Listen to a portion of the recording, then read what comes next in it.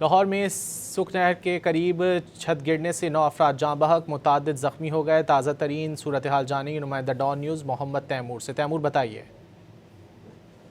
जिस वक्त मैं बागबानपुरा के इलाके कोटली पीर अब्दुल रहमान में मौजूद हूँ और यहाँ पर गुज़िश्ता रोज़ जो है बहुत अफसोसनाक वाक़या जो है रूनुमा हुआ।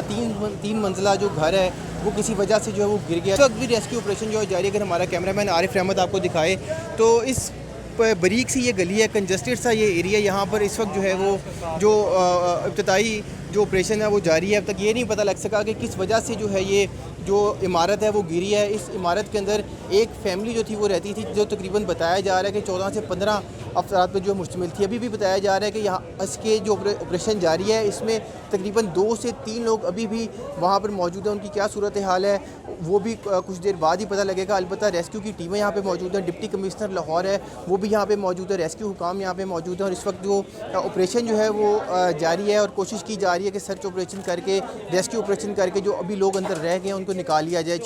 छः लोग जो है उनको कल जो है वो पहले ही जब इब्तदाई तौर पर ऑपरेशन का आगाज़ किया गया तो उनको जो है 6 लोगों को जो है यहाँ से निकाल कर जो है वो सर्विस हॉस्पिटल मुंतकिल किया गया। वहाँ पर उनका जो देखभाल है वो वहाँ पे जारी है। ब्रीफिंग जो है वो नहीं आ सकी। डिप्टी कमिश्नर लाहौर का ये कहना है कि जैसे ही रेस्क्यू ऑपरेशन मुकम्मल होता है तो साथ ही वो ब्रीफिंग देंगे कि किस वजूहात की वजह से जो है वो ये जो जगह है, ये जो इमारत है वो गिरी है। अलबत्ता एक खासा कंजस्टेड एरिया है, बारीक गलियाँ हैं एरिए की। जी।